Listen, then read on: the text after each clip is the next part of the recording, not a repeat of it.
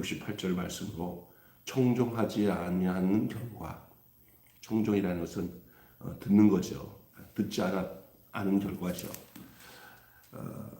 그것이 어떤가? 청종하지 않는 결과가, 그러니까 언약 관계의 책임을 다하지 않는 것이 곧 듣지 않는 거예요.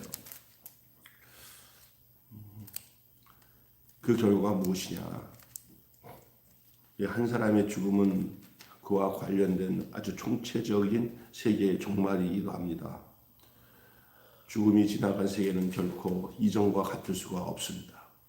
살아남은 자들도 고통을 끌어안고 절망을 등에 지고 꾸역꾸역 살아가는데 사는 것 같지 않게 살아갑니다. 결국은 똑같이 그 죽음으로 치닫고 있는 거죠. 그래서 상실은 그 자체가 재앙입니다. 저번에도 다뤘죠. 상실에 대해서. 상실 자체가 재앙입니다. 하나님을 등진 이스라엘이 당하게 된 현실은 상실입니다. 다 잃어버렸어요. 돌이킬 수도 없어요.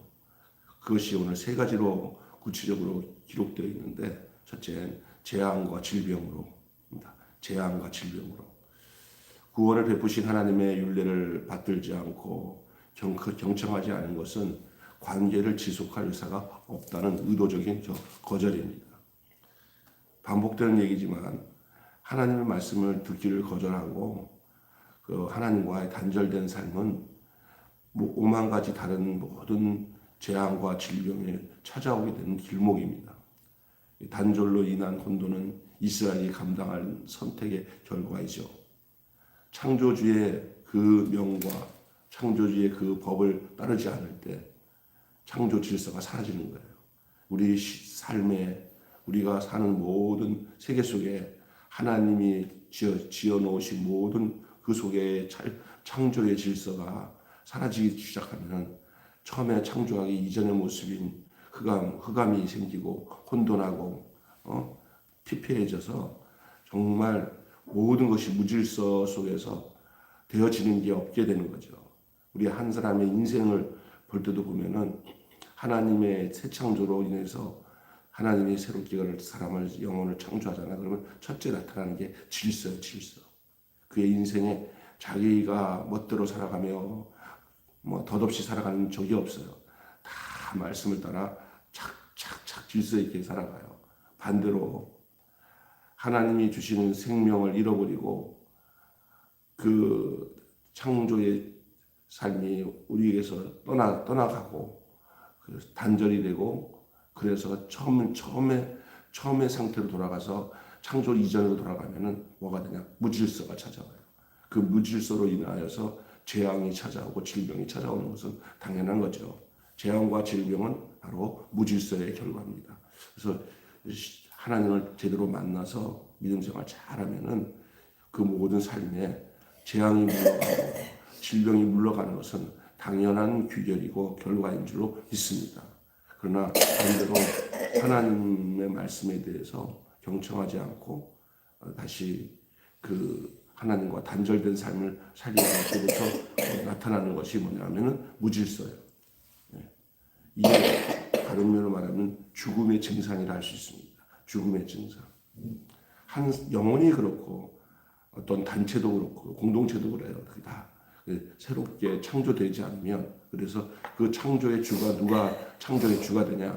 바로 우리 생명의 주님이신 우리 하나님이 우리의 창조의 주가 돼야 그때부터 들려지는 게 들려져서 질서가 생겨요. 그때 뭐가 하냐? 사라지는 거예요.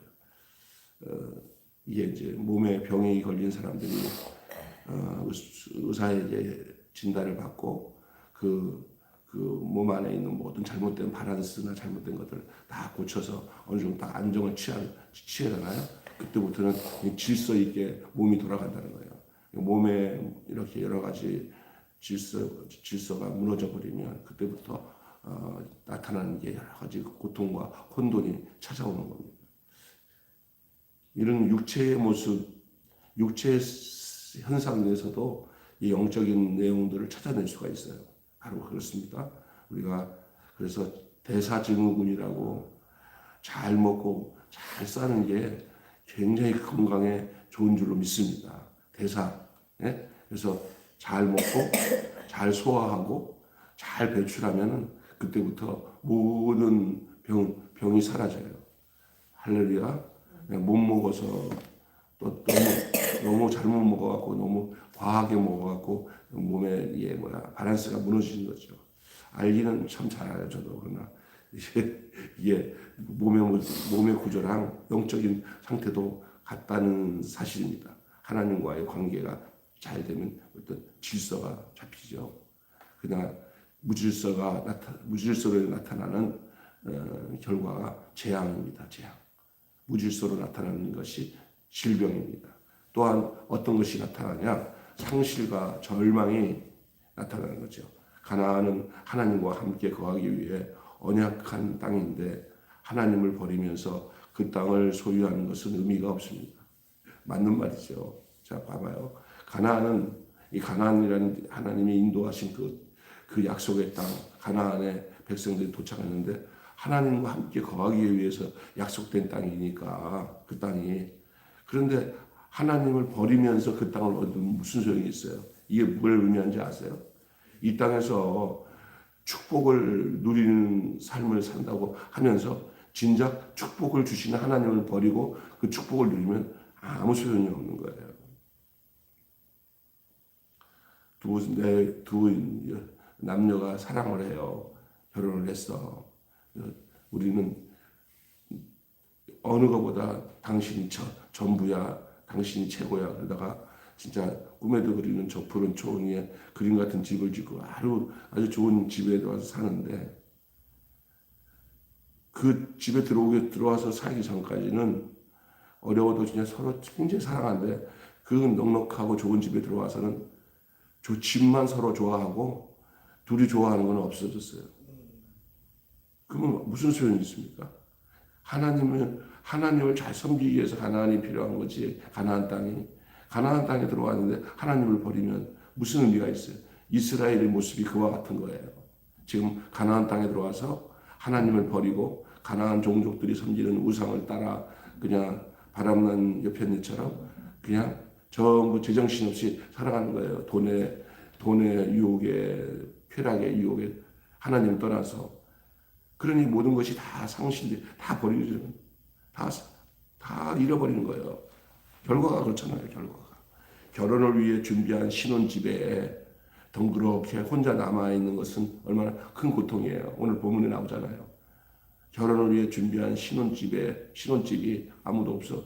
신혼집만 있어. 덩그러게. 지금 이스라엘과 가나안 땅과의 관계가 바로 그와 같은 현상이에요.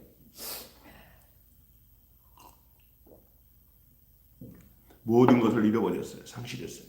절망이 찾아오고 상실은 허무로 이어지고 밀려든 공허감의 소망은 사라지고 절망이 그 사람에게 친구가 될 것이에요. 마지막으로는 무슨 고통이냐? 흩어지는 이산의 고통이 찾아오는 거예요. 이산의 공포.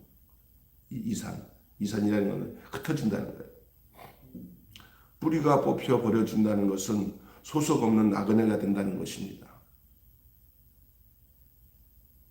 하나님과 관계에 있는 것 같아도 열매를 맺지도 소산을 얻지도 못해요.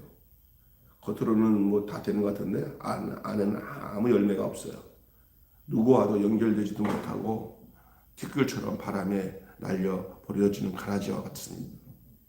불안과 공포에 사로잡혀 언제 어디에서도 안식이 없는 그 이산의 고통. 누가 옆에 사람이 살면서 가장 불행한 게 뭐냐면 주변에는 아무도 없어. 난 외로워하고 고독의 고통을 느끼는 크다. 그래서 나이 연세 많으신 어르신들이 혼자 지내면서 그걸 못 견뎌서 그냥 어떤 사람은 자살한다고 그래요. 남자들도 자식들이나 가족에게 버림받아가지고 조그만 방에서 그냥 이러다가 이렇게 살더니 그냥 죽어버리는 게 낫다고 하고 살아요. 그냥 다 잃어버린 상실감 때문에. 그리고 이 산에 다 누가 하나 찾지도 않고 그러한 자기 안에 갇혀있는 큰 성을 쌓아놓고 큰 성을 쌓아놓고 거기서 누리며 산다고 하지만 알고 보니까 그 성이 자기를 보호하는 게 아니라 자기를 가둬놓았어요. 감옥이 되는 거예요. 자기가 스스로 쌓아놓은 모든 세상 것이 자기를 가두는 감옥이 된다는 거예요. 이 세상에서 살면서 제일 좋은 게 뭐냐면요, 주변의 사람들과 만나서 호호하면서 권사님 계세요 하고 가족처럼 이렇게 서로가 문안 인사하고 돌아보고 이렇게 사는 축복이 얼마나 큰 축복인지 여러분 기억하시길 바랍니다. 안 그러면 참 큰일 나요.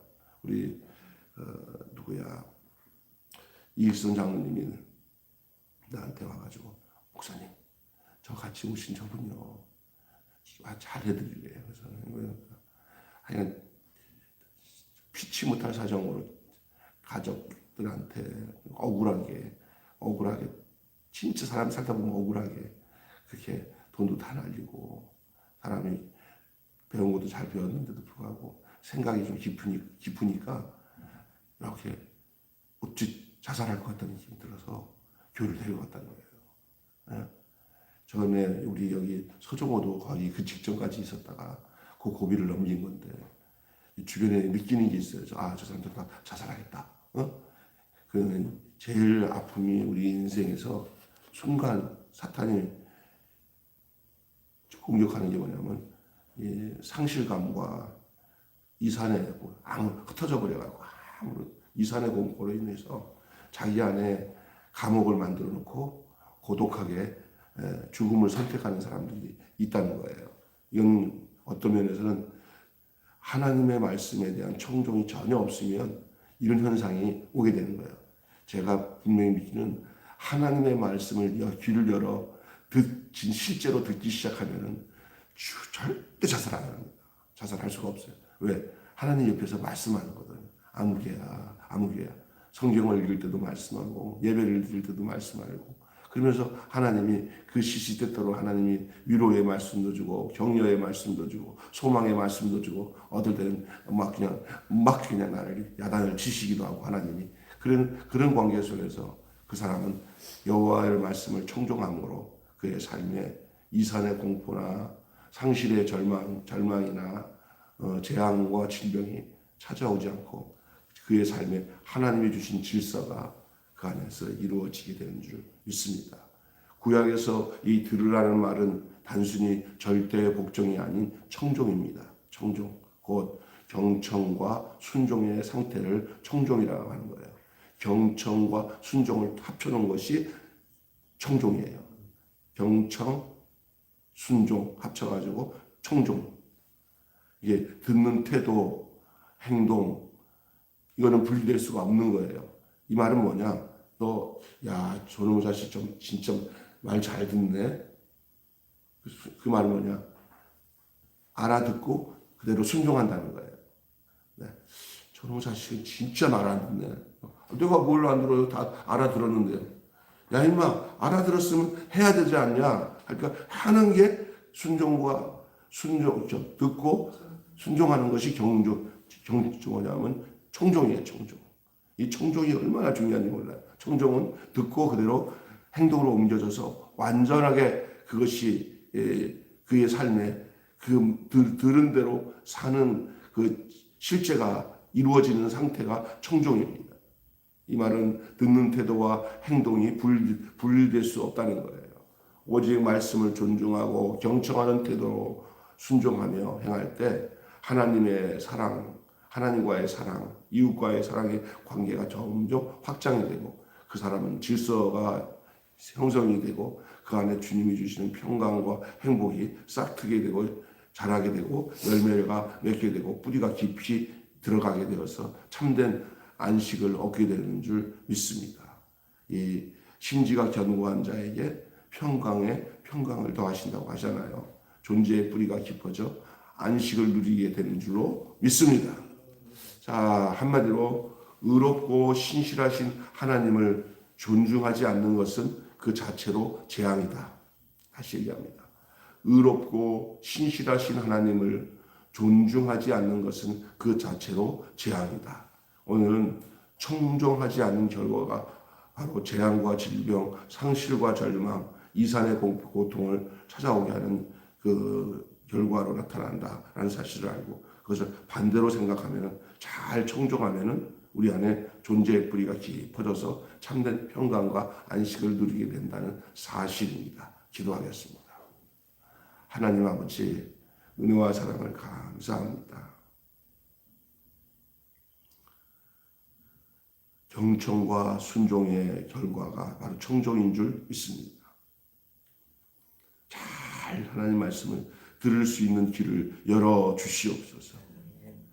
또한 들은 말씀을 그대로 순종할 수 있도록 주여 우리를 이끌어 주시옵소서. 그러므로 우리 안에 그 주님 안에서의 그런 존재, 하나님이 새롭게 창조하신 그 새 생명의 존재가 분명해짐으로 인하여서 뿌리를 깊이 내리고 평강의 평강으로 이르게 도와주셔서 이 땅에 사는 날 동안에도 하나님과 함께함으로 인하여 어떤 무질서 속에서도 질서를 만들어가는 삶을 살게 하여 주시옵소서. 하나님이 함께 하시면 하나님이 우리의 삶을 가장 복되게 인도하시는 것을 경험하게 되는 줄로 믿습니다. 한 걸음 한 걸음 주 예수와 함께 오늘도 걸어가는 그런 저희들 되게 하여 주시옵소서. 오늘도 우리가 읽은 이 말씀을 통해서 또 이 새벽 시간에 들려진 말씀을 통해서 하나님이 우리에게 말씀하신 것을 믿습니다. 그 말씀을 듣고 나는 하나님 말씀을 청종하며 살아야 되겠구나. 청정하지 않으니까 이런 결과가 나타나니 청정하면 그 반대의 결과, 축복의 결과, 안식과 평강의 결과가 나타나겠구나는 사실을 알 수 있는 저희들 되게 하여 주시고 그렇게 누릴 수 있는 저희가 되게 하여 주시옵소서. 오늘도 함께해 주심을 믿사옵고 한날의 모든 삶을 살고 난 뒤에 저녁에 잠들 때 하나님 오늘도 하루 잘 살았습니다. 함께 해주셔서 감사합니다 하고 하나님께 문안 인사드리고 감사하며 또 안식의 잠을 청하고 내일 또 건강한 삶을 다시 또 시작할 수 있도록 깨어날 수 있도록 축복하여 주시옵소서.